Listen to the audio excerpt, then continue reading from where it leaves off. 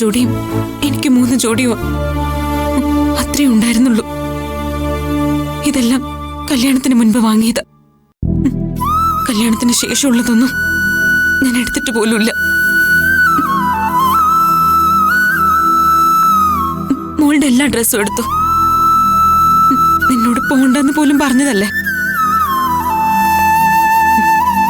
പിന്നെ നിന്നോടുള്ള സ്നേഹത്തിന് ഇവിടെ ആർക്കും ഒരു കുറവും വന്നിട്ടില്ല.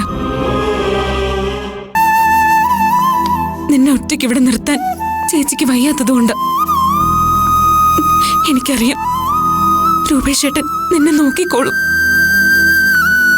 ഏട്ടന്റെ സ്ഥാനത്ത് രൂപേഷ് ഏട്ടനും അമ്മയുടെ സ്ഥാനത്ത് സുമംഗലമ്മയും ഉണ്ട്. അവർക്ക് മാത്രമല്ല, ഇവിടെ എല്ലാവർക്കും നിന്നെ വലിയ കാര്യമാണ്.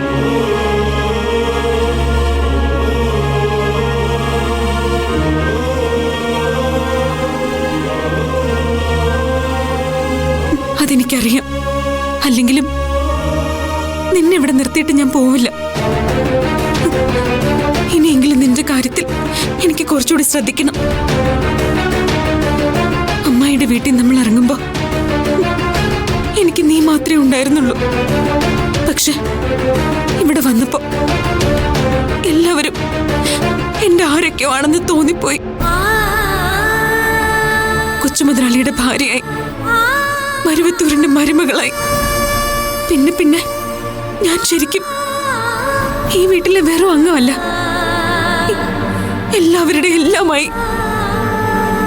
ഞാൻ എന്നെ തന്നെ മറന്നു. നകുലന്റെ നിമ്മയുടെയും മോളാണെന്ന് പോലും മറന്നുപോയി.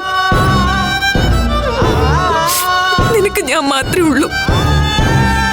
നിന്റെ കാര്യത്തിൽ പോലും ഞാൻ കുറച്ചൊക്കെ മാറി നിന്നില്ലെന്ന് എനിക്ക് സംശയമുണ്ട്.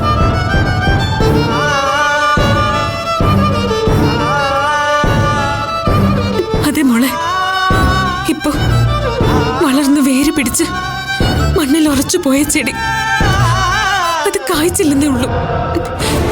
ഏറെക്കുറെ മരമായി എന്ന് തന്നെ പറയാം. അത് എത്ര ബലമായി പിഴുതെടുത്താലും മണ്ണിന്ന് വിട്ടുപോവാത്ത വേരുകൾ ഉണ്ടാവില്ല. അതുപോലെ നമ്മളിപ്പോ അത്രയ്ക്കങ്ങ് ഈ വീടുമായി ചേച്ചി ചേർന്നു പോയി. പെട്ടെന്ന് അടർന്നു മാറുമ്പോ, അല്ല അടർത്തി മാറ്റുമ്പോ